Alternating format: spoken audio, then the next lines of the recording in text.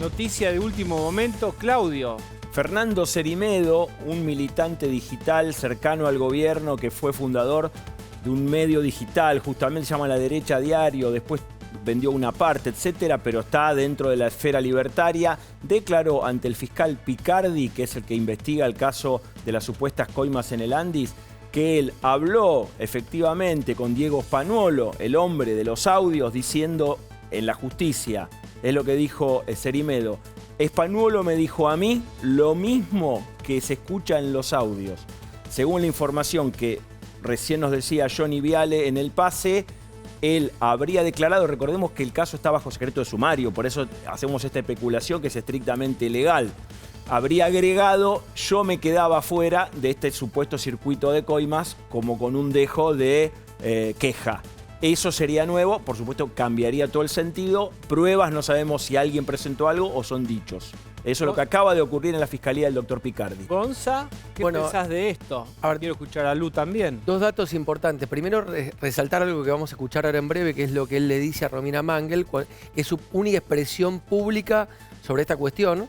Es cuando él dice, yo no grabé esto, y da una serie de razones. Y segundo, destacar, Diego, lo que dijimos al pasar recién en el pase, que para mí es gravitante para pensar el futuro de Spagnuolo como potencial figura de arrepentido, que primer paso es no rechazar la existencia de la causa. Los abogados de la droguería suizo-argentina presentaron un recurso para declarar la nulidad de la causa. Spagnuolo dijo que no. Entonces, esta historia me parece puede ir por ese carril y se puede destapar una olla muy interesante. Se va sumando gente a la sala todo el tiempo. ¿Recordamos quién es Cerimedo, Gonza? Ahora, Cerimedo primero está a cargo de La Derecha Diario, ¿no? Esto es lo más importante. La Derecha Diario, Diego, lo vendió a Negre. Lo vendió a Javier Negre, pero es la persona que armó eso, que es es el creador. Javier Negre hoy es el propietario actual de ese medio, pero es el creador de un medio de comunicación que en un momento muy particular le sirvió a este gobierno para viabilizar una estrategia de calle con periodistas que salían a decir cosas cuando la oposición quería plantear una postura distinta al gobierno. Bien, yo quiero hacerles escuchar, y después quiero escuchar también a Luciana Vázquez, lo que le decía Romina Mangel. En el audio, clarito, él cuenta una situación que debía, si fue así como él dice, debería haberla denunciado. Okay, en eso y coincidimos. O sea, no sé después si eso lo dijo, lo contaba por bronca, no lo sé, porque la realidad es que yo no tuve nunca forma, ni nadie tuvo forma de probar, che, a ver, ¿cómo se llama que echaron Garbellini? A ver, Garbellini, déjame ver las finanzas de la Suizo porque a mí me preocupa proteger al gobierno. Y no, la verdad que no. Muchos no nos metemos en esos temas, porque ¿para qué? Si son temas complejos. Cada uno está en su rol, era director de la agencia, es responsabilidad de él manejar la agencia. Fernando, ¿qué tal? Agustín Narváez te saluda. ¿Cómo te va? Imagínate, perdóname. Sí, ¿cómo estás? Disculpamos un segundo que te con Romina. Pero proteger el gobierno ante un supuesto dicho donde, ¿me entendés? Si entras en en un puterío. Y la libertad avanza, no es fácil meterte gratis en un puterío, ¿entendés? Porque después es todo flashean operaciones, ¿entendés? Y entonces no, mejor ni preguntar, que se arreglen. Que si él es director de la agencia y sabía el tema, él tenía que saber su obligación, es abogado, ¿no? Perdón, te había interrumpido. No, Fernando, te quería preguntar. Bueno, esto es lo que declaró con Romina Mangel. Estamos intentando comprobar, pero ya tenemos una confirmación en principio de este agregado que cambia todo, que es, ¿por qué iría Spanuolo? No te diría para quien quiera escuchar que escuche, pero a mucha gente le contó sobre este circuito. El agregado que supuestamente hoy declaró es que fue en tono de queja porque no le tocaba a él. No está dicho ahora con Romina Mangel, pero ese es el agregado que cambiaría todo, si se termina de confirmar. Hay que ver cómo es el juego. Soy un poco prudente porque viste que el gobierno denunció una operación de inteligencia. Sí. Está en otra cabal. A toda operación de inteligencia hay una operación de contrainteligencia. Y muchas veces en las causas judiciales, lo hemos visto, empiezan a embarrarse. No, aparece un testigo que no... ¿Viste como cuando desaparece una persona, una chica? Dice, ¿alguien lo vio? ¿La vieron en una Bueno, Cerimedo, ¿qué es lo que dice? Exacto. Pero Cerimedo dice... Ojo, Spanuolo estaba metido. A mí me dijo que él quería un pedazo de la plata. Entonces, yo no sé, y lo mismo que vos decías, Gonza, hace un rato, con mucha corrección, Spagnuolo dijo, yo todavía no voy a pedir la nulidad de la causa, tiene que opinar él sobre lo que pidieron los La droguería, pues dice, mire, esos audios son truchos, todo quién sabe el trucho, origen, esto ya no podés montar una causa sobre una base trucha, se cae la causa, dicen. Piden opinar a todos y Spagnuolo dije, yo todavía no opino. También hay un juego de, a ver el gobierno qué propuesta me hace. Y del gobierno también pueden decirle, la propuesta de Thiago es que vos también estabas metido. Mirá cómo fue Cerimedo a declarar. Digo, todavía no sabemos. A ver, para Lu. Bueno, la transparencia no es lo que está en juego en esta causa, sino está definida por eso. Los personajes tienen una historia y un pasado. Cerimedo, recordemos una cuestión, su esposa, Natalia Basil, era empleada de Landis y renunció unos meses antes del escándalo de Spagnuolo y de los audios. Entonces ahí hay una capa que se suma de signos de interrogación. Y la otra cuestión que me parece relevante en este contexto de la condena que recibió el expresidente Bolsonaro en Brasil es que Cerimedo estuvo acusado por la justicia brasileña por ser el eje, según la justicia brasileña, de una campaña de desinformación en Brasil tendiente a desconocer los resultados electorales que planteaba Bolsonaro. Tiene 27 años de prisión en una condena histórica, descomunal la cifra de años que le dieron, ¿eh? No sé si hay antecedentes. 27 años, ¿cómo se llama exactamente la figura? Por haber sido, sería una especie de jefe de asociación ilícita, de alguna forma, haber conducido él o haber dirigido lo que la justicia brasileña hoy, la Corte, es un sistema muy diferente al nuestro, calificó como intento de golpe de Estado cuando iba a asumir Lula da Silva. Lo que quiero decir con esto es que Cerimedo es una figura también llena de ribetes que no agregan transparencia, sino que agregan signos de preguntas a la cuestión. Bien, en un ratito vamos a estar hablando, días después de este domingo que fue malo para el gobierno en la provincia de Buenos Aires, con Jaime Durán Barba. Jaime Durán Barba, los Globos, el PRO, aquel partido en donde él tuvo un rol importante, vamos a estar charlando con él, su mirada. Y también vamos a estar hablando sobre uno de los vetos, hay 3 vetos del gobierno, uno es el presupuesto universitario y vamos a tener gente de la universidad, previsiblemente como hacemos en televisión, unos a favor y otros en contra, en pantalón oscuro y en pantalón claro, como las antiguas transmisiones de Vox en los televisores blanco y negro. No te hagas el joven, lo llegaste a ver. Lo vamos a tener. Gonza. Bueno, rápidamente para repasar, si querés, para después que te sirva para el debate. Sí. La ley de financiamiento universitario establece cosas muy puntuales. Primero, es una cuestión de actualizar el presupuesto, está desactualizado desde 2024. Segundo, plantea un ajuste de ahora en adelante del presupuesto de manera bimestral por IPC. Y tercero, plantea una recomposición salarial desde el 1 de diciembre del 2023 y desde ahora en adelante una continuidad de actualización mensual por IPC. ¿Cuánto cuesta esto? ¿Cuánto cuesta? Cuesta, para el ejercicio fiscal 2025, 738.595 millones de pesos, que esto es una cosa así chiquitita. Bueno, Cero. Está bien, vos el gobierno dice chiquitita más chiquitita, cada feta de presupuesto me arma un sándwich. Está bien, Diego. Yo te digo lo que dice el gobierno. Hagamos teoría política comparada. Mirá. Pero esperá. ¿Cuánto cuesta la ley de jubilaciones? Esperá. Haga una vez. Es una venta, me dicen. Quiero mostrarles Perdón. una clase de yoga en Bransen. Así la política hace yoga en Bransen. Tranquilízate. ¿Qué puede mandar a la policía? Delincuente, anda a laburar, delincuente. La cabeza quemada tenés, falopero. Andá, sinvergüenza. Andá, tomátela. Borracho, Estúpido. andá a trabajar. Andá, payaso. Andá. No tenés vergüenza. Tomátela. Delincuente, chorro. Pará para hacer quilombo nada más. Andá a trabajar. Andá. Hace quedar mal al gobernador. Andá, payaso. Bueno, Bien. Gonza, Sí. ¿quiénes protagonizan esta obra? El que llega es Fernando Raitelli, que es el intendente de Bransen, hombre del peronismo, y el que lo recibe, el que se come la golpiza, es Lucas Bronicardi, que es un concejal de Bransen, también del peronismo. Un peronismo, Diego. Bien, Lucas Bronicardi está en línea. Sí. ¿Nos escuchás, Lucas? Hola, sí, yo no te escucho bien. Buenas noches. ¿Qué pasó? Bueno, ahí en el video, o sea, claramente se ve, estaba el camión del Ministerio de Desarrollo de la Comunidad descargando alimentos en nuestro local partidario, como usualmente se hace cada 40 días aproximadamente. Cabe aclarar en este caso que nosotros ayudamos en silencio a más de 400 familias por mes, nunca hacemos una foto porque no se juega con la necesidad ajena, no, nunca nada.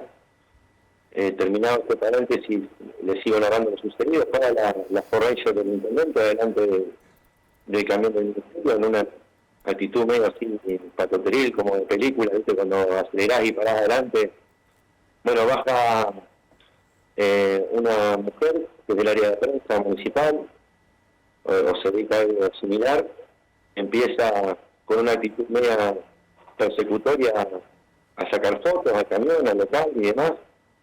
Y nosotros lo primero que hicimos es empezar a filmar porque ya habíamos sufrido este tipo de persecución, no solamente nosotros como espacio, sino que muchos vecinos de Brance, cuando fue el conflicto con la termoeléctrica, sufrieron persecución, los tenían identificados, vayaron el Consejo Deliberante, bueno, pasaron un montón de cuestiones, incluso anticonstitucionales. Sabiendo esto, cuando en un pueblo tenés estas actitudes mafiosas, hay que apelar a firmar y hacerlo público enseguida. A ver,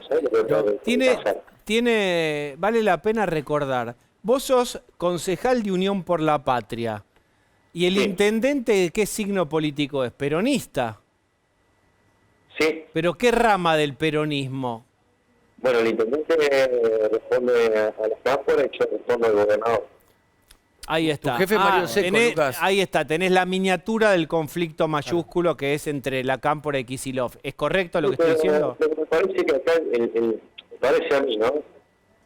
Cuando hay un espacio que solamente se dedica a trabajar, o sea, si molesta que un concejal ayude a la gente, o traiga pequeñas cosas, porque bueno, podemos comparar la ayuda que puede brindar un concejal con la ayuda que puede brindar un municipio. Si eso molesta, me parece que este no es el camino. Bueno, paró con un parlante, bajó a la chica a la prensa, sacó fotos, se subió ya cuando empezamos a filmar y bajó el intendente ya.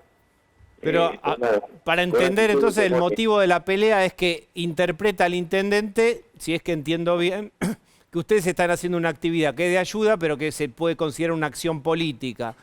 Bueno, y la idea de que acción política acá hago yo, ustedes no, ¿es eso?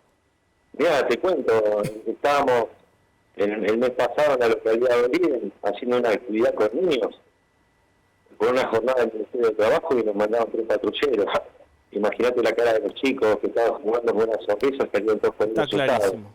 Bien. Entonces, bueno, te digo, la termoeléctrica, lo que pasó hoy, no es la primera vez que este intendente presenta esas características violentas y mafiosas, ¿viste? Es un espacio que quizás piensa distinto en algunas cuestiones. Bien. Me parece que no es el ámbito para dirimirlo, la pelea, la violencia. Acá estamos discutiendo políticas que pueden discutir, pero sin apelar a la violencia y la agresión. Veronicardi, gracias, No, muchas gracias a ustedes, la verdad que sirve muchísimo, porque en realidad esto nos hace sentir seguros a nosotros. Bueno, además justamente los vecinos es lo que menos quieren, es eso, quieren que se gestione y se ayude eventualmente. No que diriman una interna o compitan por quién es el que puede llevar adelante las acciones. Gracias. No, gracias a ustedes. Bueno, podemos... No es que linealmente pueda tener que ver, pero tiene que ver con una tensión que no cede. Uno ha escuchado a Mayra Mendoza decir en alguna entrevista con Jessica Bossi, creo que fue, en donde dijeron que el desdoblamiento, siguen insistiendo en que no tuvo sentido y que hubieran sacado más puntos y no desdoblado. Es decir, no es que la cámpora o el cristinismo esté muy contento con lo que pasó el domingo. Sí en haber ganado, por supuesto, alivia todo el espacio, agiganta la ilusión de volver al poder, eso sí, pero no era el plan que Kicillof le fuera tan bien. Esto es lo que estamos viendo. Hubo un primer round entre Bronicardi y Reitelli en el mes de abril, cuando Bronicardi rompe el bloque que estaba unificado hasta ese momento. Reitelli lo que hace en ese momento lo va a ver a Kicillof y le dice: che, maestro, no puede ser que vos no puedas controlar a un concejal y provoques esto. Ahí se pudre todo y pierde una votación muy importante para rezonificar la zona de Brancer en materia de instalación de centrales termoeléctricas y se pudre todo. Esto me parece que es una frutillita para un postre que quedó muy caliente el domingo pasado. Bueno, muy bien. Quiero presentar una conversación que vamos a tener acerca del veto al aumento de presupuesto en universidades. Quiero que te presentes. ¿Qué tal? Buenas noches. En primer lugar, gracias por la invitación. Yo soy Fernando D'Angelo. Soy referente de Derecho en Somos Libres. De Derecho. Yo quiero simplificarlo con la simplificación siempre que tiene la tele. Vos estás, digamos, gobierno o no gobierno, ¿a favor de lo que hay, de la acción de Milei, del veto o no? Completamente a favor del veto. Bueno, ahí tenés uno. Fiera. ¿Cómo estás, Diego? Muy buenas noches. Muchas gracias. Representate. Bueno, yo fui presidenta de la Federación Universitaria Argentina y estoy completamente en contra del veto de Javier Milei. Bien, señor. Sí, mi nombre es Franco, yo soy trabajador no docente de la Universidad Nacional de las Artes y obviamente estamos bastante en contra del veto. ¿Sí? Bien, está el polo no y señor complete.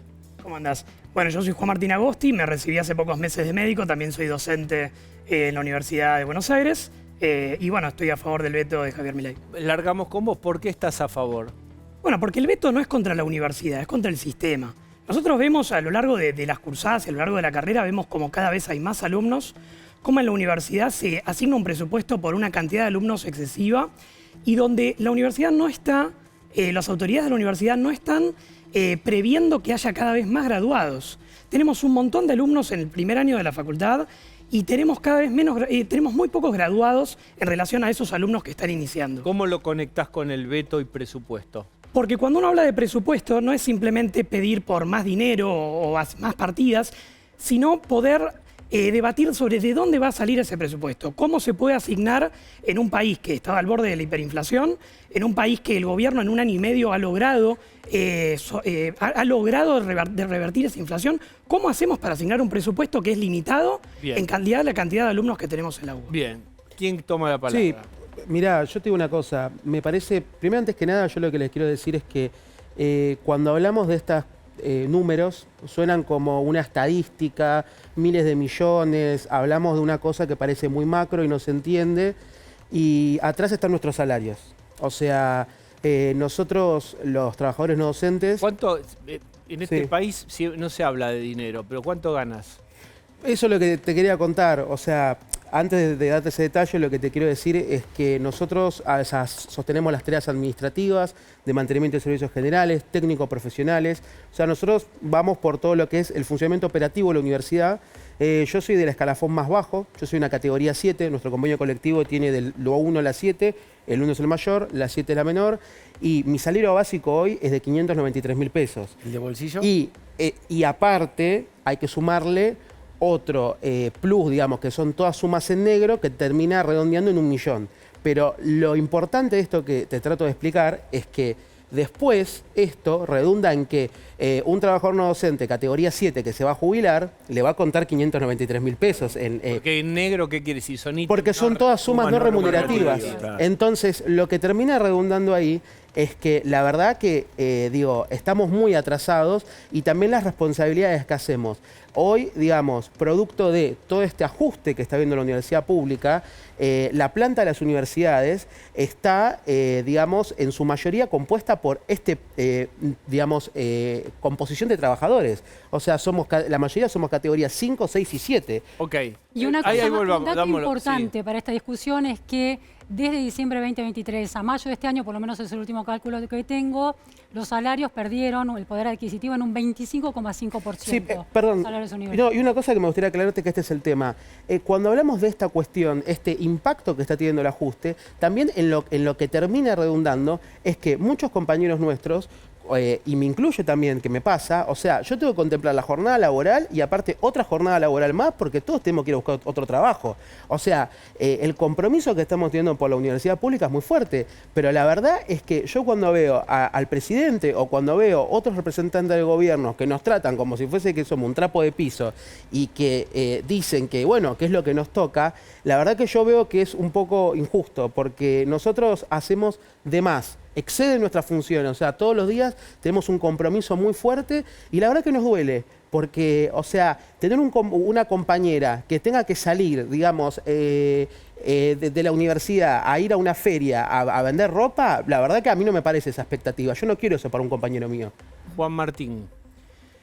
Yo creo que los salarios... Esperá, entonces me equivoqué de nombre. Sí, Puede bueno, pasar. yo soy Fernando. No pasa nada. Mira, yo estoy totalmente de acuerdo. Yo creo que los salarios tienen que subir, pero pues están a un nivel muy bajo, pero hay que hacer el enfoque en el lugar correcto. Yo creo que lo que hace falta es eficiencia administrativa con respecto al dinero. La UBA tiene un serio problema con el tema de los graduados, como mencionó mi compañero.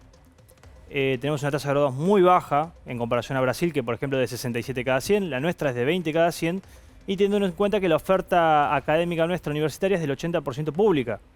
O sea, estamos en un problema serio y yo creo que el enfoque tiene que ir justamente en cómo se utilizan esos recursos. Porque yo creo que si le ponemos el enfoque en eso, la plata va a alcanzar. ¿La misma plata redistribuida de otro modo alcanza, según vos decís? Yo creo que sí, está mal distribuida. Bien, ahí vuelvo a vos. Quiero contarles que en minutos vamos a estar hablando con... Aparecerá Jaime Durán Barba. Desde un lugar escondido en Quito, tal vez. ¿Estás en Quito? En Quito, Francisco, sí. Saliendo para Buenos Aires el próximo martes. Bien. ¿Estás listo que vamos a charlar un ratito, Jaime? Listo completamente. Estaba escuchando lo de las universidades. Bien. Ahora, dale una primera opinión. Danos tu mirada sobre esto. Yo he sido universitario toda mi vida, dirigente estudiantil, profesor universitario toda mi vida. Y estoy completamente en la idea de que hay que financiar las universidades, hay que darles mucha más fuerza, hay que incorporarles a esta nueva etapa de la tecnología, pero apoyo completamente todo esfuerzo por las universidades. Bien, ahí está Jaime Durán Barba, primera pelota para el lado de universitarios. Piera. Me quedé pensando que hablábamos recién de la eficiencia en el gasto y hablamos de las tasas comparativas respecto a Brasil. ¿Sabían que la Universidad de Sao Paulo invierte 10 veces más por estudiante que la Universidad de Buenos Aires? La Universidad Autónoma de México invierte 5 veces más por estudiante que la Universidad de Buenos Aires. La Universidad de Buenos Aires es reconocida como la universidad de toda América Latina que primera está en los rankings. Comparte podios con esas universidades. ¿Saben por qué sucede eso? Por el recurso humano que nosotros tenemos en la universidad pública. Por esos docentes que se formaron toda la vida para estar ahí enfrente. Comparto, primero, uno, importante. Dos, no es incompatible con lo que dice acá mi compañero preopinante, porque si hay muchos alumnos que no llegan a graduarse, obviamente que la inversión por alumno es cada vez más baja, porque hay muchos alumnos, es una cuestión de matemática. Tenemos que tener en cuenta... Te lo pregunto para llegar más abajo de la consigna que está muy bien, pero... Permitime que... Mira, me viene bárbaro, porque... La pregunta que a mí me gustaría hacer, que es un desafío que tiene hace mucho tiempo la universidad, que es el de las tasas de graduación, y estoy completamente de acuerdo con eso, pero sí también me gustaría preguntar cuál es la política que está teniendo para fomentar la graduación el gobierno. ¿Bajar la calidad? ¿Bajar la calidad haciendo que los docentes de excelencia que nosotros tenemos se tengan que ir a laburar a otro lado? Hoy las universidades privadas le están exigiendo a los docentes más reconocidos exclusividad en el dictado de clases. Una universidad privada puede pagar 5 veces más el salario que la universidad pública. ¿Cómo hacemos para retener el talento con lo que implica el sistema universitario? Otro tema. Un comentario, porque me gustaría decir, yo fui a la Universidad de Buenos Aires y creo que Claudio, y creo que estoy a favor del financiamiento, te lo aclaro, pero creo que también hay que tener una postura más activa sobre cómo auditar la guita que hay en la UBA. Yo, en mis años de estudiante, veía esto que Claudio dijo, arranqué la carrera con un montón de compañeros, la terminé con un puñado así. La tasa de egreso del sistema público educativo académico en Argentina de 2023, que es el último dato que se tiene, es del 18%, es muy chiquitita. Fracasado. Dicho esto, que ha crecido en los últimos 10 años, ¿no? Que ha crecido no, del 2023 es 18%. Sí, pero es un incremento peor. Pero porque venimos mejorando desde el sistema universitario, porque eso es lo que tiene que hacer la universidad pública. Pero estamos todos de acuerdo con financiar a la universidad. Lo que evidentemente diciendo, lo que estamos diciendo es que hay una falta de eficiencia en la universidad para tener carreras. ¿Cómo hacemos una falta de eficiencia si tenemos a las universidades ranqueadas entre las mejores de América Latina? Hay alumnos en carreras que duran 4 o 5 años, que están tardando 7, 10 años en poder egresarse. Hay una muy alta tasa de deserción en el CBC en los primeros años. Es decir, el costo que la universidad está llevando a cabo para poder tener una cantidad de alumnos en las carreras se desarrolla completamente ineficiente. ¿Por qué? Porque no estamos teniendo graduados, que es lo que necesita el país, tener más graduados. ¿Qué es lo que tienen que hacer las autoridades? Más exigencia. No puede ser que el alumno regular tenga que simplemente aprobar 2 materias. La ley de financiamiento, perdón, una cortita. Sí. La ley de financiamiento tiene 2 partes. Una que puede tener que ver con lo que vos planteás, que es el tema del financiamiento de la universidad. Ahora, eso no tiene nada que ver con que los salarios de los docentes, que cobran literalmente una miseria, no necesiten ser actualizados. Digo, también está bueno que nos pongamos de acuerdo en separar paja de trigo en esta ley. Pero justamente, yo soy docente también. ¿Y cuánto los salarios... cobras? ¿Cómo? ¿Cuánto cobras? Yo cobro 130.000 pesos, tengo dedicación bien? simple. Me parece que eso también hay que ¿Pero aclararlo. cuánto es simple? Cuando se habla de dedicación simple, quiere decir que yo no trabajo 8 horas por día, 5 veces por semana, sino que tengo 2 turnos, que son 8 horas por semana. El problema de los salarios universitarios no es algo que comenzó desde que arrancó el gobierno de Javier Milei. Venimos de décadas con problemas en salarios, tanto de docentes universitarios como de no docentes, como de un montón, digamos, cubriendo a todos los trabajadores en la Argentina. Ahora, parece que el problema fuese de 1 año y medio de Javier Milei. Porque si vos laburás los 5 días a la semana, ganarías 650 lucas. Yo no digo que los salarios sean altos. Lo que estoy diciendo es que parece que Javier Milei en 1 año y medio de gobierno tiene que solucionar los salarios docentes que llegan atrasados muchísimo tiempo. La pérdida de poder adquisitivo no es algo nuevo, viene hace Juan, muchísimo tiempo. ¿te puedo plantear algo? Permíteme, Sí. ¿te puedo plantear algo? Sí. En 2023, que fue el último año de la gestión de Massa como ministro de Economía, plena campaña electoral, los salarios docentes universitarios siempre equipararon a la inflación y hubo inclusive 3 meses, marzo, abril y mayo, que estuvieron 4 puntos por encima de la inflación. Más allá de si fue parte de un plan platita o no, que probablemente lo haya sido, Y que eran malos también, en ese año el gobierno tuvo la política de subir los salarios hasta ganarle la inflación, por lo menos en algunos países. Cuando tenemos una inflación del 300% anual, hoy en día la hemos bajado al 30% probablemente este año. Massa se fue con una inflación pero para del 25%. corregir el dato de que estaban siempre rezagados en relación a la inflación. Pero ¿cómo hacemos Ese año no pasó. ¿Cómo hacemos para que los salarios a largo plazo sean acordes a la calidad de vida? ¿Cómo hacemos para que los argentinos puedan desarrollarse a futuro si tienen un país completamente devastado en lo económico y tienen un plan platita que se hace en las elecciones para llegar en los últimos meses? Se hace invirtiendo en educación, ¿eh? En la UBA uno da clases, pero- ¿sabes por qué? Por el honor que te da dar clases en la UBA. Por supuesto, yo estoy completamente orgulloso de dar clases con el en la honor, UBA. porque con el honor no vas al súper, no pagas las expensas. Yo di clase muchos años en la UBA, gratis. Mirá la miseria que pagaban, que ni iba a cobrar la guita.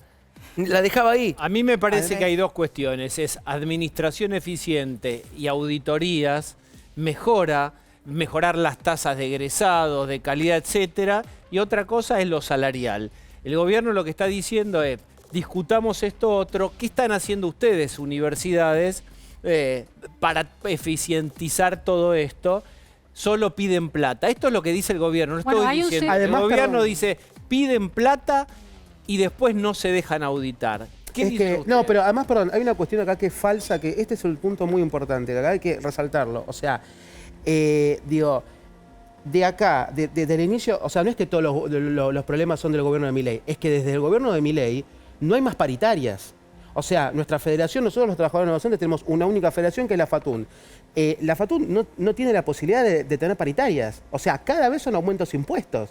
Y encima quedamos atrás por los trabajadores registrados. Entonces yo la verdad, digo, no entiendo a qué se están refiriendo, pero es una cosa que está totalmente descontextualizada. Por otra parte, perdónenme decirle, cuando hablan de las auditorías, hoy mi compañera de oficina, a la tarde, estaban, justo vino una auditoría. O sea, en nuestra universidad las auditorías están colgadas en la web. Y yo te digo una cosa, digo, lo que tengan que arreglar con las autoridades, arréglenlo con las autoridades, pero te digo la verdad que el trabajo que hace nuestro compañero con las auditorías es constante, todos los años.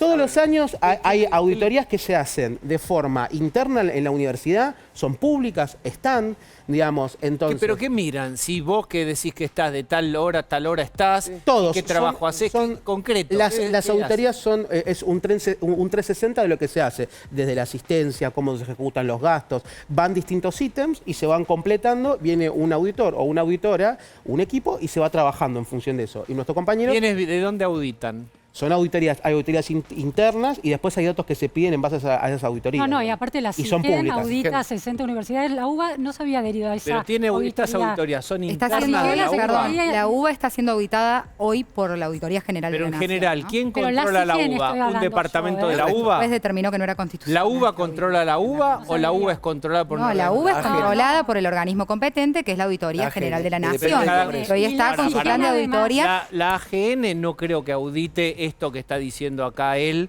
de asistencia, trabajo administrativo. Me parece que hace... ¿Cada cuánto hace la AGN? No, tiene plan de auditoría sobre universidades todos los años. Este año, y el año pasado también hubo otras facultades, este año está auditando, por ejemplo, la Universidad de Buenos Aires, 5 facultades. Si mal no recuerdo, hoy está auditando, este año particularmente, alrededor de 30 universidades, más de la mitad de las universidades nacionales. Está bueno, tiene personal para hacerlo, tiene recursos. La lo puede CIGEN hacer. también audita. No, lo que nos está faltando es que el Gobierno Nacional y el Congreso de la Nación determinen las autoridades de la Auditoría General de la Nación para que una vez que salgan esas auditorías las firmen las autoridades. Digo, el Gobierno también se debería comprometer un poco en la transparencia. ¿Qué decís? Mira, con respecto a la Auditoría General de la Nación, yo creo que es un tema que se tiene que tratar, pero realmente estamos esperando el momento de autoridades para que pase eso, pero mientras tanto yo creo que ha habido muchos impedimentos por parte de la UBA para que esas auditorías se den. Si no nos acordamos de las peleas del año pasado, cuando el gobierno intentaba dar estas auditorías y la UBA se negaba. ¿Se negaba la UBA? Nunca se negó la Universidad de Buenos Aires ni ninguna universidad del país a hacer las auditorías correspondientes. Pero además hay una cuestión que se parece bastante al tema de las personas con discapacidad y las pensiones por discapacidad. El gobierno ingresa al poder y plantea como una política de Estado la auditoría de distintos sistemas, por ejemplo, el sistema de pensiones por discapacidad, por ejemplo, el sistema universitario, para eficientizar todos esos indicadores claves que son graduados, sobreegresados, etcétera. Pero no mientras lo hace PISA. Eso es aparte de las auditorías de los manejos económicos y financieros de las universidades. Claro. Eso no sucede. Si la Subsecretaría de Política Universitaria no avanza con eso y no produce informes fehacientes, públicos, sostenidos que les permitan decir estamos tomando estas decisiones, las vamos a discutir con el Consejo Interuniversitario de Rectores o con la comunidad universitaria. Entonces, eso queda en una especie de estigmatización política que nunca se concreta. Y después hay deudas históricas de la universidad. Aquí citaban el tema de la tasa de graduados. No es lo mismo calcular la tasa de graduados en las universidades brasileras que en las universidades argentinas. Básicamente porque la universidad, por ejemplo, la Universidad de Buenos Aires, tiene ingreso irrestricto y las universidades brasileras todas tienen ingreso muy restrictivo. Muy exigente, muy Entonces, restrictivo. por supuesto que cuando vos tomas un examen de ingreso, filtrás en la entrada, te quedan menos estudiantes y te da mejor la tasa de graduación sobre los pocos estudiantes que ingresan. Si vos tenés un ingreso masivo y se va desperdigando esa matrícula, tu cálculo de graduados al final se hace sobre el total de los que entrar y fracasar no tiene demasiado costo, porque entraste fácil. Es gratis. No Digo, tiene la gratuidad que defiendo sí. también conspira contra eso. Yo digo, simplemente una pincelada. Primer teórico de la carrera, gente sentada abajo de un banco, porque no entra, es un mar de Entonces la cuestión zarpado acá, que eso. vuelva el centro de la escena, es una cuestión que hace 20 años que está en la discusión universitaria argentina y el radicalismo es muy reticente a discutirla, es el CBC o los ingresos irrestrictos a la universidad, que es ley, ¿no? ¿Cuánto de eso efectivamente promueve la equidad en el egreso a la universidad? Es lo de siempre. Es un tema Inclusión central. y calidad no siempre van de la mano. Me permiten que tengo gente, ¿eh? A ver. ¡Aló! Hola Diego, ¿cómo estás? ¿Tomaron un café? ¿Fue casualidad? ¿Se vieron? ¿Estaba todo armado ahí en Tabac? Dialogué con Mauricio en Tabac. ¿Te contaron? Yo estaba un poco nervioso porque era la 8ª cafetería que visitaba en la mañana. Claro. Yo todas las mañanas corro por la ciudad, voy tomando café con los vecinos de diferentes barrios. Entonces, ya venía un poco pasado de cafeína, le grité, ¡Mauricio! Así le grité, ¡Mauricio! Y se asustó. Estaba con su primo, Angelo Calcaterra, seguro que hablando de transparencia e independencia de poderes, y charlamos. Imagínate si vuelve la época dorada del PRO, la de las obras en serio, grandes, las épocas de las bicisendas. ¿Se conocen con Jaime Durán Barba? ¿Se conocen con Jaime Durán Barba? Por supuesto, lo quiero mucho, lo extraño. Tenemos que volver con María Eugenia, todos juntos. Jaime, ¿los extrañás vos? Sí. Mucho. En Tabaca estuvimos muchísimas veces entre el 2004 y el 2007. Siempre estábamos ahí con Mauricio, casi todo el restaurante se convertía en un local porque el PRO no tenía local. Entonces nos reuníamos ahí. Pero Jaime, vamos a mezclar, como todo es lisérgico. La cantidad de café que debemos todavía. Claro, bueno. Como todo es lisérgico, pero todo vale. ¿Vos te da añoranza, Jaime, de volver a armar algo con el PRO o algo así? El PRO fue un proyecto maravilloso, uno de los más importantes de América Latina. Técnicamente fue algo perfecto. Había mucha gente muy idealista metida en eso, que trabajó en la ciudad, trabajó en el gobierno nacional. Conocí gente maravillosa, toda. Pero me hablas en paso, yo te hablo de presente-futuro. ¿Están para la fiesta del reencuentro o no? Desgraciadamente pasaron muchas catástrofes en la última etapa y en gran parte el PRO fue un pedazo del PRO fue absorbido por la Libertad Avanza y el resto se desperdigó. Bien. Me da muchísima pena a mí es uno de los proyectos que más he amado en mi vida, el del PRO. Lo que más ha amado en su vida. ¿Te conmueve, Horacio? Me emocioné. Vos sabés que ayer le dije, Mauricio, con una mano en el corazón, decime si no era más fácil apoyarme a mí que hacer todo este quilombo. No me dijo nada. Me parece que le entró la Balubi. Pero bueno, decidieron la grieta, Diego. Decidieron la grieta. A los sensatos, a los buenos, a los dialoguistas, siempre nos dejan de lado en este país. Se lo hicieron a Frondizi, Diego. Se lo hicieron a Frondizi. Pero Horacio, vos te dejó de lado el electorado, te votó el 11%, ¿no? Perdóname que te baje de. No te van a llamar de la misa del Gordo Dan haciendo ese comentario. No, pero ¿qué me importa el Gordo Dan? Horacio, a ver. Fuiste una interna y la perdiste por goleada. ¿Qué vamos a hacer? Estás muy extremo, Pero no le echemos la culpa. Muy extremo. Vete a Cristina, a Macri, a Milei, qué sé yo, a los radicales. No se puede construir así. Vos sabés que yo no soy vengativo, pero toda de ustedes, halcones, todita de ustedes, a disfrutarla entera ahora. Mi opinión, te cuente. Al que le quepa el sallo que se lo ponga, pero me acuerdo que Fernando Iglesias me mataba si yo osaba sumar a un peronista como Schiaretti, y ahora está bancando a Lule Menem y a Sebastián Pareja. Es verdad. A Lule Menem y a Sebastián Pareja. Jaime. Anda a llorar a la iglesia, Iglesias. Jaime. ¿Sabés qué me da regocijo Palomo, Diego? Orgullo Palomo. Reivindicación Paloma. El ave de la paz, el ave de la paz, el ave de la paz. Sí. Jaime se Me criticaban por las murgas y terminaron votando a una. Había que dialogar. Jaime, vos que tenés sentido del humor, subite a esto, que todo puede pasar. ¿Qué te parece ese encuentro casual, vaya uno a saber, entre Horacio y Mauricio? Hubo una frase de Luis Juez, que es un tipo que me divierte muchísimo a mí, tiene un gran sentido del humor, que dijo, mientras nos peleamos tanto las palomas y los halcones, que ganó el pájaro loco. Me pareció una forma graciosa de enfrentar esto. Fue una tontería esa pelea original. Si Mauricio era candidato, habría ganado las elecciones lejos, muy fácilmente. ¿Candidato cuándo? Cuando él no quiso, 23. En esta última elección. Era facilísimo ganar. Era la elección más fácil de la historia. Cuando él decidió no correr porque pensó que no podía, era Horacio el obvio candidato, porque él era del PRO. Patricia es una persona que pasaba por el PRO en su largo viaje y peregrinar por la política. Era distinto el caso.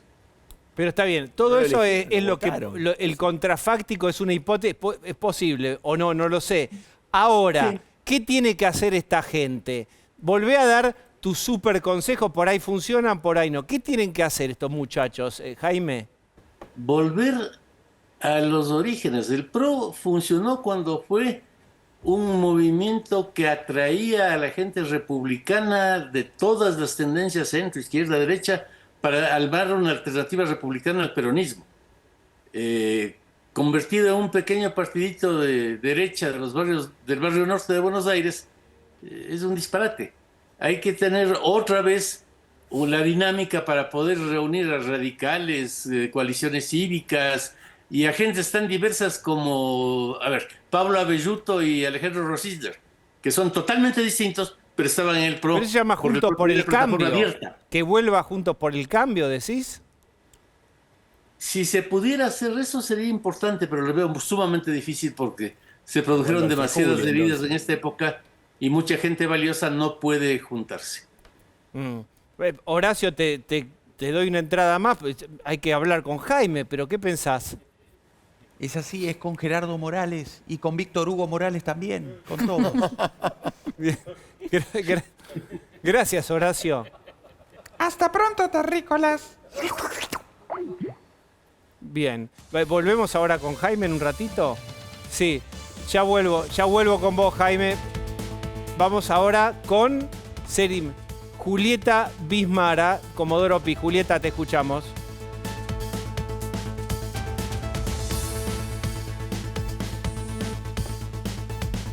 Te escuchamos, Julieta. Ahí está. Claudio. Diego, muy bien. Buenas noches. Ahí está, Julieta.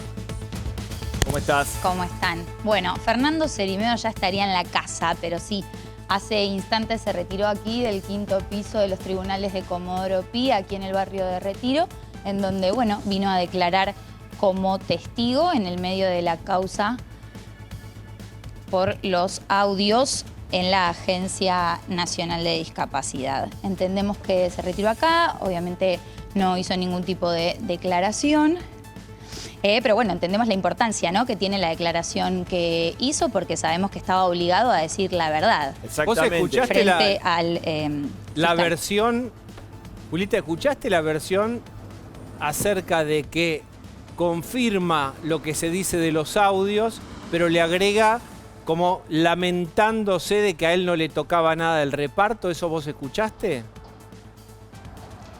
Sí, escuchaba obviamente que lo estaban comentando ustedes, y también él hace unos días dio una entrevista en una radio y dijo que, bueno, obviamente confirma que su esposa trabajaba en la Andis, que se retiró y que renunció antes de que se dé el escándalo de los audios, pero dijo, me quisieron involucrar como si yo hubiera participado. Anda a probarlo. Esto lo dijo hace una semana en declaraciones radiales, bueno, tratando de despegarse obviamente de que él habría sido partícipe de quien los difundió, ¿no? Gracias, Julieta. Claudio. Exactamente, Fernando Cerimedo, decíamos, esta persona muy influyente en las redes, dueña, fundadora de La Derecha Diario, influyente en los medios públicos, me escribían hace un ratito también, gente que trabaja ahí hasta ahora. Aclaremos, Fernando Cerimedo no dijo ni declaró que Spagnuolo, el ex titular de la Andis, el de los audios, se quedaba con plata. Viste que empezamos el teléfono descompuesto. Lo que estábamos reconstruyendo, y una fuente muy cercana a él evidentemente estuvo chateando con Johnny Viale cuando nosotros hacíamos el pase, es que él ratificó lo que le escuchamos decir en entrevistas periodísticas, que él había escuchado lo mismo que de los audios por parte de Spagnuolo, que en distintas cuotas, dice él, Spagnuolo le dijo que había un sistema de coimas, etcétera, etcétera, pero el agregado que según Johnny habría declarado Cerimedo hoy en la Fiscalía de Picardy es que Spagnuolo, como vos decías, estaba medio incómodo, no porque existía este circuito de coimas, sino porque él se quedaba fuera. Bueno, eso no lo sabemos todavía, ¿no? Tenemos que comprobarlo. No dijo que se quedaba con plata, sino que habría estado molesto o inquieto porque no se quedaba con nada de esa plata. Bien, esta es una versión, tómenlo así por favor, no lo den por hecho, pero empezó a circular y es nuevo. Vuelvo a Jaime Durán Barba. Jaime. Sí, Francisco. Sí, Diego. Diego, perdón. ¿Qué tiene que hacer el gobierno después de la paliza del domingo? Uy, qué pregunta terrible. Yo soy muy afecto a la filosofía oriental. Y Lao Tse, el fundador del taoísmo, decía, cuando las ramas de un árbol se vuelven viejas, son rígidas y se quiebran. Cuando están vivas, saben moverse con el viento. En política hay que tener una cierta flexibilidad. Vos no podés ir, voy para allá y aunque toda la gente esté en contra y aunque todo se derrumbe, sigo para allá porque te estrellas. Yo supuse, habiéndole oído a Milei el domingo, cuando dijo que hacía una autocrítica, que había cometido errores, que si había cometido errores los corregiría. Hasta donde he visto en esta semana, no ha habido una corrección de errores. Ha ratificado completamente su forma de hacer política, ha vetado todas las leyes, mantiene a la misma dirección que le llevó al desastre. O sea, hay dos formas de hacer política. La forma del peronismo y del PRI, de una serie de partidos, que es el aparatismo, que funciona. El peronismo sacó 37, 37, 37. Sacó el 37 de toda la vida en la provincia. Y hay otra forma de hacer política que es la que hizo Milei en la primera vuelta y que fue la que hizo Macri durante su periodo, que es otra política. Las concentraciones no se hacen llevando gente en camiones ni repartiendo choripanes. Se hacen produciendo a través de las redes una reacción de los convencidos de tus tesis, como fue esa manifestación que se hizo a los 15 días de perder Raspazo frente a la Casa Rosada. El sí se puede de Macri, el sí se puede de Macri. Claro. Pero entonces, ¿qué tiene que hacer Milei ahora? Porque vos lo que señalás es, dijo que iba a hacer autocrítica, iba a modificar, no modificó, vetó, siguió su rumbo. En tu metáfora, las ramas secas, más rígidas, si vos querés. ¿Qué tiene que hacer entonces, según vos? Mira, sí es complicada la situación porque ya están dadas las cartas. Ya los candidatos son los que son. No hay cómo reformar mucho esa campaña.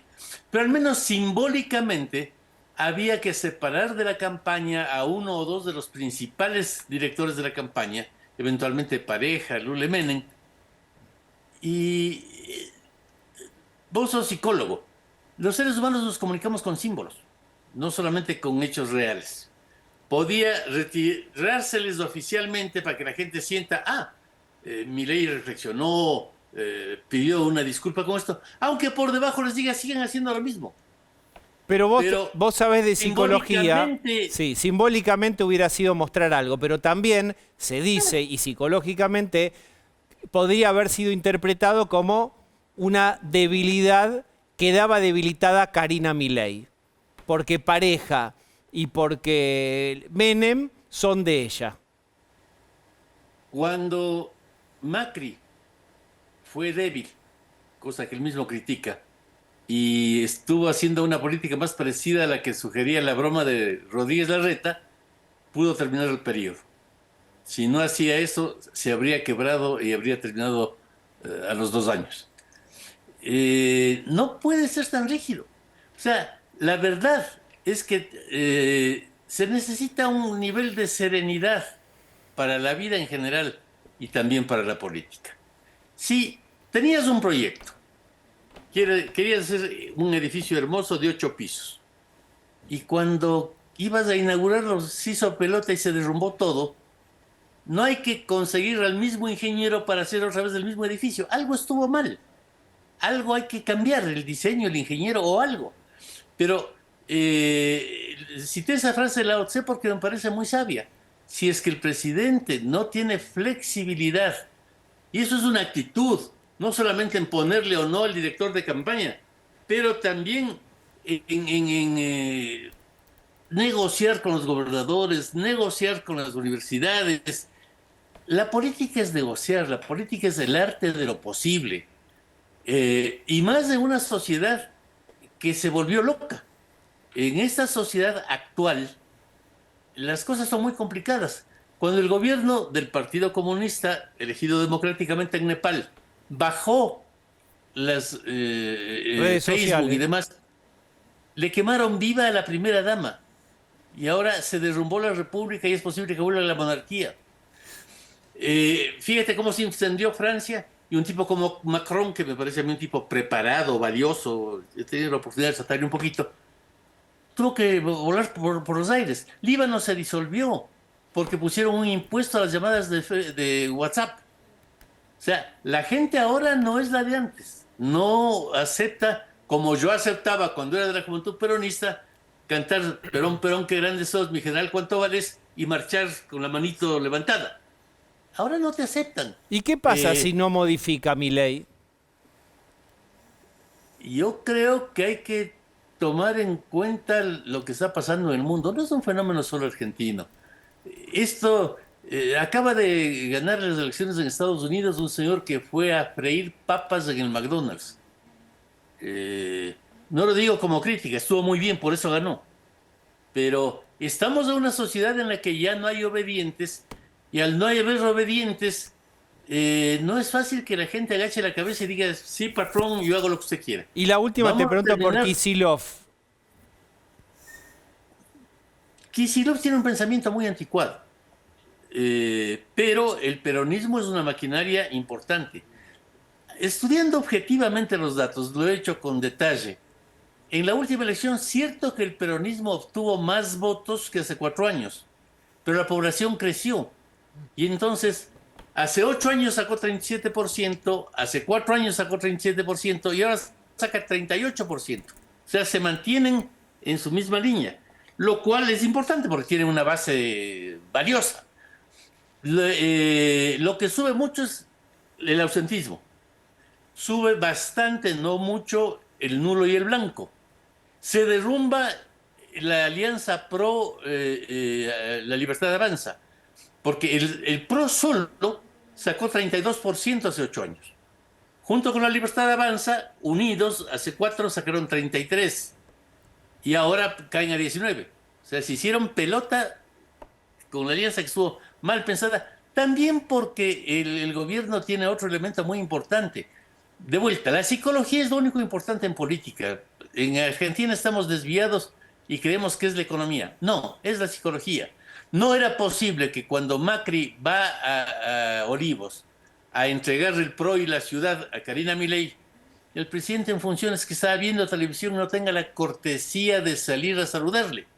Es la primera vez que un presidente va a Olivos, un expresidente, y el presidente en funciones ni siquiera le saluda. Es un gesto de desprecio terrible, que es importante por Macri. Yo lo quiero a Macri, es mi amigo. Pero lo importante en política es los electores. Los electores de Macri, los que le quieren a Macri, cuando ven ese gesto displicente, se enojan y después no ayudan.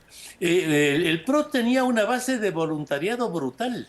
La cantidad de gente que fiscalizaba en la provincia, mucha de ella procedente de la provincia de Buenos Aires. Hombres, mujeres de edad, jóvenes, que iban con su mate y llevando bocaditos para hacer amistad con los peronistas. Yo tengo un montón de amigas, yo tengo mi departamento en Recoleta, amigas de mi edificio salían en buseta, voluntariamente, no eran pagados, no eran choripanes, no. Gentes que llevaban bocaditos para hacer proselitismo. No hubo uno esta vez porque... Los espantaron, está clarísimo. A tu dirigente le tratan de esa manera, te enfureces. Clarísimo. Y ni siquiera votas. Jaime, clarísimo. Muchísimas gracias por este ratito, ¿eh? Un gran gusto siempre conversar contigo. Tienes un programazo, lo sigo siempre. Muchas gracias, Jaime, muy generoso. Bien. Es interesante lo que dijo, sobre todo de la cuestión simbólica del destrato y de ese músculo de militantes y de seguidores del PRO que se desalentaron. Claro. Bueno, ahí hay 20 puntos al menos que no sabemos si hubieran sido del PRO, pero un número no menor que se le fueron. Te lo está diciendo Jaime Durán Barba y lo dijo bien, ¿no? Lu dijo, está bien, puede sacar más votos nominalmente, pero porque crece la población, pero siempre es 37%, 38, 37, 37, 38. Es decir, la pérdida estuvo del otro lado, del no peronismo, ¿no? Absolutamente. Esa alianza no funcionó. El macrismo, bueno, Juntos por el Cambio estaba ya dividido, pero el macrismo PRO no movió a su base de militantes porque ofendió la emoción de los votantes de PRO, ¿no? Eso me pareció muy interesante. Durán Barba no se concentró en la economía, sino en la relación emocional de los votantes con sus líderes y sus representantes. Y de alguna manera se enojaron con el destrato de Milei y de los libertarios al líder político al que seguían, que es Mauricio Macri. ¿Qué pensás desde el punto de vista universitario, vos medicina, de esta idea de el factor psicológico del destrato? Mira, quizás haya ciertas cosas que hay que ajustar en la campaña. Yo creo que la gente tampoco hay que subestimar a la gente, de pensar que simplemente porque hubo algún roce o alguna pelea con un dirigente político, la gente no va a ir a votar más. Sí, a lo mejor hay que salir a buscar a la gente, hay que salir a convencerla, hay que lograr que el mensaje económico del gobierno llegue a todos los sectores de la población. Tampoco hay que olvidarse que fue una elección en la provincia de Buenos Aires. Yo veo a ministros de Kicillof hablando de ya como si hubieran ganado la elección nacional. Lo que han ganado es en la provincia de Buenos Aires, que era predecible. La nacionalizó Milei la elección, no Kicillof. Justamente Bueno, al revés. Kicillof la provincializó. Y Kicillof ahora la está nacionalizando. Cuando ha sido una elección de provincia de Buenos Aires. Bueno, le conviene porque los resultados fueron muy buenos. Bueno, pero justamente ha ganado una elección provincial. Quizá, como te digo, haya que hacer algunos ajustes. Ahora, yo creo que finalmente cuando se vean los datos económicos y cuando la gente vote a nivel nacional, va a elegir a La Libertad Avanza. Piera, ¿qué decís vos? Déjeme volver, tomemos esto último de Durán Barba, del factor psicológico de acompaño o no acompaño. ¿Cómo te sentís con eso y qué pensás? No, coincido un poco con la cuestión del destrato, pero también de un destrato como muy generalizado. Yo te soy sincera, Diego, en el momento en el que escuché al presidente en su discurso con posterioridad el domingo, que en principio habló de que iba a haber una autocrítica, yo dije, quizás vamos a tener una semana donde no haya un veto a la ley de financiamiento universitario, un veto al Garrahan. Y la verdad que me vuelvo a encontrar con la misma obstinación, con la misma soberbia, desde algo que además, permitime decirlo, Diego, no se puede explicar desde lo económico cuando estamos hablando de una ley que tiene un impacto fiscal del 0,1%, con lo que implica la universidad pública para el desarrollo, para la producción, para la ciencia, pero también en términos individuales, porque está demostrado que por cada año de estudio que tiene una persona, tiene una capacidad contributiva sobre el sistema impositivo 10% mayor por cada año que estudió. Entonces me hubiese gustado, disculpas, que haya mayor autocrítica, ¿no? ¿Qué pensás? Y mira, pasa que ese 0,1 te rompe el superávit fiscal. O sea, vos querés Mirá, pero dejalo terminar. Ahí va, Gonza, dale. Vos querés agarrar y sacar una ley de ese estilo y el gobierno acá te dice, te abrió la puerta hace el año pasado diciéndote, bueno, ok, pero ¿dónde sale la plata? Porque el superávit fiscal no se negocia. Mirá, es importante comentarlo al dato de que, por ejemplo, el gobierno nacional tomó la decisión de bajarle los impuestos a los bienes personales a los más ricos de los más ricos. Eso tuvo un impacto fiscal del 0,4% del PBI. La ley de financiamiento universitario representa apenas el 25% de eso. Había que bajarle un poquitito menos los impuestos a los más ricos de los más ricos. Eso es lo que estamos discutiendo. Yo no puedo entender cómo en la situación en la que está Argentina y coincidiendo en muchas de las reformas educativas que necesitamos como país, no puedo entender cómo no podamos consensuar de una vez y para siempre que la educación pública tiene que ser la columna vertebral del desarrollo nacional. No vamos a salir adelante si no invertimos en educación. Entonces, sinceramente, yo no veo genuinamente más que una decisión ideológica de ir a fondo, que lo han demostrado cada vez que se han expresado sobre la universidad tan peyorativamente, que justifique esta decisión, ¿no? Pienso que hay múltiples razones para atender lo presupuestario y también pienso que en un momento vamos a tener que discutir el CBC, el ingreso, pero por supuesto, pero ¿cuándo empezamos? Digo, en términos reales, 30 años más. Mirá. Yo también vengo de la UBA, yo también vengo de un CBC, yo estuve ahí.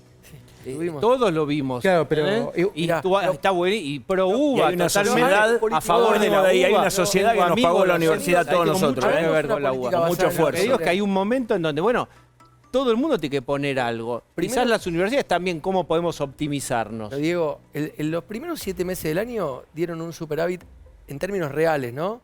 Es decir, contrastado con inflación, del 1,1%. La Argentina. Con lo cual, el 0,17%, que es lo que le cuesta en términos de producto la ley de financiamiento, no altera el superávit, punto 1.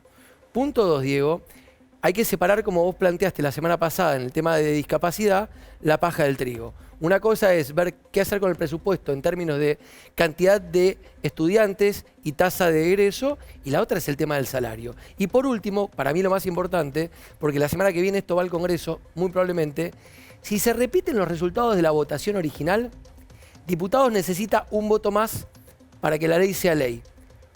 ¿Por qué? Porque hubo 158 positivos, 75 negativos, 5 abstenciones. Necesitabas 159 para tener los 2 tercios. Y el Senado votó 58 a favor, 10 en contra, 3 abstenciones. En el Senado tenés los 2 tercios. Gonzalo Asís dice es 0,1. No, la Oficina de Presupuesto del Congreso. Está bien, ¿qué decís vos? Mira, a ver, cuando eso se va actualizando por inflación, va aumentando. Otra cosa también que es importante es que es 0,1 acá, 0,1 allá, es lo que estábamos discutiendo antes. ¿Cómo haces vos como gobierno para definir qué presupuesto vas a aumentar y cuál no? ¿Cómo haces vos, por ejemplo, cuando antes, Piera, vos estabas hablando de los impuestos de los ricos? No sé si estoy discutiendo con vos o con alguien del Frente de Izquierda, que me habla de los impuestos de Galperín. A ver, ¿cómo hacemos para definir a quién aumentamos y a quién no? La motosierra pasó por todo el Estado, no pasó por una universidad en particular, no pasó por salud, pasó por todo. Hay un lugar por donde no pasó, el régimen de Tierra del Fuego. ¿Por qué no se avanza cierto, y reclaman ustedes que el gobierno avance con desmantelar gradualmente, haciendo todas las consideraciones necesarias, un régimen que le cuesta 1 punto y pico del PBI? Algo hizo con los aranceles, el gobierno. Además, no es desmantelar el régimen de Tierra del Fuego. Pero algo hizo con los aranceles. Espera, digo, ¿por qué no reclaman eso? Que es realmente sustantivo en términos de impacto en el PBI. Bueno, para mí el sistema de Tierra del Fuego es completamente ineficiente. Yo estaría completamente de acuerdo en desmantelarlo, o sea, gradualmente. En eso yo estoy completamente de acuerdo. ¿Podrían unirse con los universitarios del país para reclamar eso y mejorar las condiciones de las universidades? Bueno, a ver, podría ser. Acá lo que es importante es que lo que vos decías, Piera, sí es así. Todos estamos de acuerdo con que haya un mejor presupuesto universitario. Ahora, no sé cómo funciona. A ver, yo tampoco soy un estudiante, tampoco voy a pretender saber cómo funciona el sistema de Tierra del Fuego. Ahora, si se pudiese aumentar el presupuesto universitario... Vos estudiante sos graduado, perdón, porque dijiste que eras docente universitario. Bueno, porque en medicina uno termina la carrera, pero tiene que hacer prácticas, claro, una práctica obligatoria hasta que le den el título. Pero disculpame una cosa, yo te digo, acá sabes lo que noto, que un poco estaban hablando antes de las elecciones. Esto te lo digo como ciudadano de a pie. O sea, acá parece finalmente, al otro día, el gobierno o vocero del gobierno, o quien sea, el partido político que sea, andan llorando con los resultados. ¿Y sabes cuál es el tema? Los resultados que tienen los políticos, los resultados que puede tener un partido político, en gran parte es porque no están escuchando a la gente. Y esta es la foto de lo que estamos viendo. O sea, acá yo estoy hace 30 minutos escuchando excusas. Pero no tuya, digo, cuando estamos hablando del relato, no es con vos, digo, en general. Estoy escuchando un compendio de excusas y finalmente son todas unas excusas que redundan, bueno, por esto no le vamos a dar un aumento a los docentes y a los no docentes. Entonces, digo, ¿por qué no empezamos al revés? Démosle un aumento a los docentes, a los no docentes, y en paralelo se pueden hacer 50.000 políticas de Estado. Yo lo que noto es que si técnicamente tenemos el mejor ministro de Economía, tenemos la mejor ministra de Capital Humano, tenemos el mejor secretario de Educación, el mejor subsecretario de Políticas Universitarias, son los mejores, como dice el presidente, hace 1 año y medio que tendrían que tener un plan cómo mejorar las universidades, cómo ver el tema de la matrícula, y no pasó. ¿Entendés? Y mientras tanto, mi compañera está vendiendo la feria de ropa. Entonces digo, no es con vos, pero vos entendés cómo estamos nosotros del otro lado. O sea, realmente es una situación desesperante, porque no es una estadística. Somos personas de carne y hueso las que estamos atrás. Y finalmente después, ¿cómo puedes, yo te digo como joven, cómo puedo planificar una familia? ¿Cómo puedo proyectar el acceso a una vivienda? ¿Entendés que es una cosa frustrante? O sea, finalmente, y al estudiante le pasa lo mismo. Y mientras tanto, lo que nosotros vemos, yo por ejemplo soy del Departamento de Artes Audiovisuales en mi universidad. En mi universidad nosotros vemos a los docentes, a los estudiantes que participan, por ejemplo, en grandes ficciones que ustedes ven en las plataformas, en grandes películas que ustedes ven. O sea, vemos que las industrias culturales, el capital humano que nosotros le damos al país, genera miles de millones de pesos anuales. Y eso no se traduce en mejoras a las universidades. O sea, los pibes tienen que producir, por ejemplo, que ustedes vieron, el Eternauta, estudiantes y docentes participan en eso, en condiciones, si yo te muestro cómo estudian, la verdad que te pones a llorar. Entonces, yo entiendo todo, pero la verdad que hay que pararse un segundo en el lugar de la ciudadanía y después de ahí van a entender muchas cosas, cómo pasan y por qué. Pero justamente el gobierno lo que está diciendo no es que vos no tenés razón. Lo que está diciendo el gobierno, y no es una excusa, es que tenemos que definir de dónde sacamos partidas presupuestarias. ¿De dónde sacamos partidas presupuestarias? Y eso no es algo fácil. Vamos a hablar del mejor ministro de Economía de la historia. Si fuese tan sencillo como darle partidas presupuestarias a todo el mundo, como resolver problemas del costo de vida de la gente, a ver, lo podría hacer cualquiera. La Argentina hace muchísimos años que tiene problemas económicos por sucesivos gobiernos que han destruido al país. ¿Yo a quién le doy un voto de confianza? Yo voté a este gobierno y le doy un voto de confianza porque creo que está sentando las bases para que después puede seguir este gobierno, puede venir otro, pero me parece que es importante que estemos todos de acuerdo con que hay ciertas cosas de la economía que no podemos debatir. No podemos debatir el superávit fiscal, porque eso es algo que necesitamos como país. No podemos debatir que haya, por ejemplo, que el presupuesto universitario tiene que estar bien ejecutado. Claro, pero vos... Y a largo plazo, eso, para gente como vos, para gente como a mí, para cualquiera de los que están escuchando el programa, nos va a beneficiar. Bueno, pero vos te acabas de dar cuenta que nos diste la razón con algo recién. O sea, no hay privilegio más casta que darle a 4 empresarios miles de millones de pesos que podrían estar en la universidad pública. Nos acabaste de dar la razón. Y acá Decís, no, pero déjame terminar con esto. Nos acabaste de decir que eso es verdad. Entonces, bien, partamos de esa base. Vos no estás diciendo que eso es así. Entonces, ¿sabés qué pasa? Finalmente, yo lo que te propongo es el tema de, como estábamos hablando antes, no solo hay una cuestión de que la ciudadanía les ha quitado a una parte de fuerzas políticas voto de confianza, sino que también no nos pidan que seamos obedientes. Ustedes sigan con esas excusas. Ahora nosotros, con nuestra federación, con la FATU, nosotros con los estudiantes, iremos a seguir reclamando de forma pacífica, pero vamos a persistir en ese reclamo. Porque yo entiendo lo que vos estás diciendo, pero finalmente nos estás dando la razón. Estás diciendo, sí, habría que sacar este régimen. O sea, hace 1 año y medio, digo, vos no tenés la culpa, digo, vos no sos el presidente de la nación, pero se entiende, digo, cuando uno se para de una fuerza política, vos me estás diciendo entonces que había que sacar el régimen de Tierra del Fuego para, por ejemplo, para financiar entre tantas cosas las universidades y no pasó. No, yo no dije eso. Yo lo que dije es que se podría evaluar. Yo no soy un experto ni conozco el régimen de Tierra del Fuego. Pero en conclusión estamos de acuerdo que es un problema de prioridades. Porque Yo no creo que entonces, sea un problema ¿por qué, de por prioridades? ejemplo, un Creo que- asesor de Adorni cobra lo mismo que cobran 4 o 5 Yo docentes lo que creo es que la universitarios? Argentina estaba Eso es lo que completamente tenemos que destruida, Piedra, hablar. completamente destruida. Y durante 4 años de Alberto Fernández, yo no vi...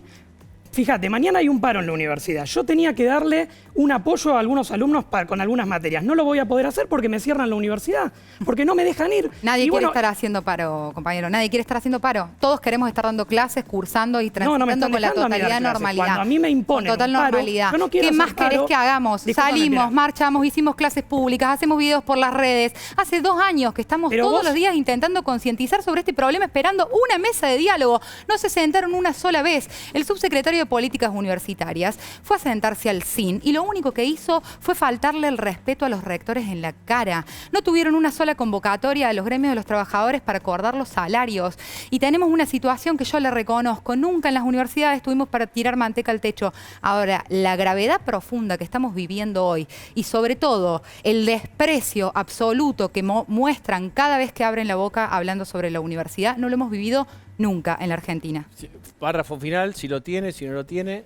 Yo lo que quiero es que todos los estudiantes de la UBA que nos estén viendo se conecten a las redes de Somos Libres, que nos escuchen, que se contacten con nosotros y que empecemos a militar realmente para liberar a la UBA. Porque realmente lo que estamos viendo es una discusión que tiene que ver con un tema de ejecución del presupuesto, no con que el gobierno no esté dando plata a las universidades. Se presentaron en las elecciones. tenemos que la cerrar, otra ¿eh? vez. Sí, las últimas veces nos presentamos en 2022 y 2024, aumentamos al doble la cantidad de votos y espero que el año que ¿Qué viene vuelva a porcentaje Bien, sacaron? bien, tengo que cerrar. 7%. Bien, quiero decirles una cosa. Esto es un programa de tele. Para un programa de tele lo que pasó es un montón. Debatieron ideas. La gente escribiendo, Diego, ¿eh? No se gritaron, no se pisaron.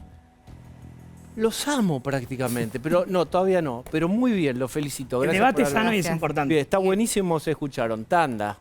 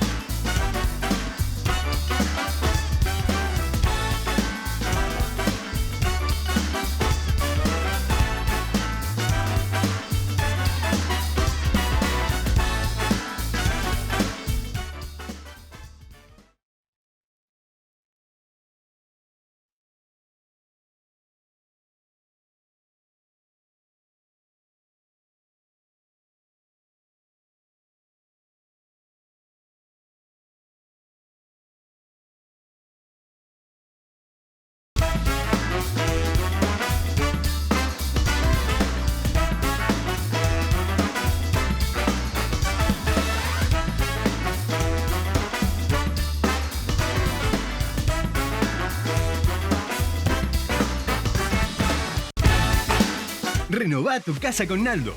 Busca, elegí y transformá tu hogar con la mayor variedad de productos y la mejor financiación. Hasta 45% off y 12 cuotas sin interés. Con envío gratis a AMBA en seleccionados. Naldo, un amigo de la casa.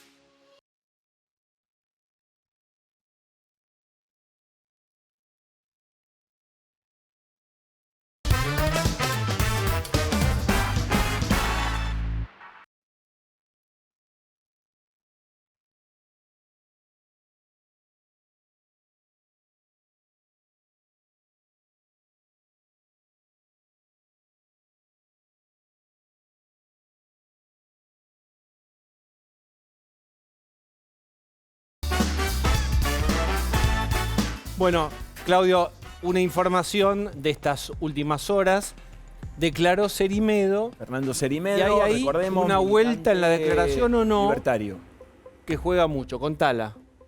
Declaró como voluntario, fue al juzgado, fue en realidad la fiscalía de Franco Picardi. Recordemos el caso de los audios de Spanuolo, de las supuestas coimas de Lule Menem, Karina Milei, los audios que estamos hace 2 semanas dándole vuelta. Él habría ratificado lo que dijo en entrevistas periodísticas, que escuchó lo mismo de labios de Spanuolo que lo que escuchamos todos en el famoso audio que trascendió. Sí. Pero que, y esto es la parte que tenemos que confirmar, porque está bajo secreto la causa, Spanuolo no es que estaba tan espantado, supuestamente, con esta coima, sino que estaba molesto porque no entraba él, no había recibido parte de ese circuito de dinero ilegal. Esto es un trascendido, ¿no? Bien, hay que comprobarlo, pero si se comprueba es otra cosa, por eso lo mencionamos. Historia, pero no lo demos por hecho todavía. Darío Lopreite, hasta mañana.